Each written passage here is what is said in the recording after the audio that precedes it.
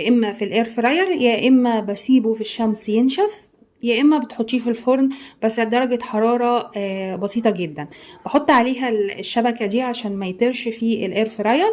وبعد ما يتجفف سواء في الشمس او الاير فراير او الفرن بيبقى بالشكل اللي انتوا شايفينه ده. بسيبه يبرد خالص وبعد كده ببدأ بطحنه بالمطحنة زي ما انتوا شايفين لغاية ما يبقى زي البودرة كده. بس طبعا بيختلف لونه من البصل الأحمر والبصل الأبيض، سواء بقى القشر البصل الأحمر أو القشر الأبيض.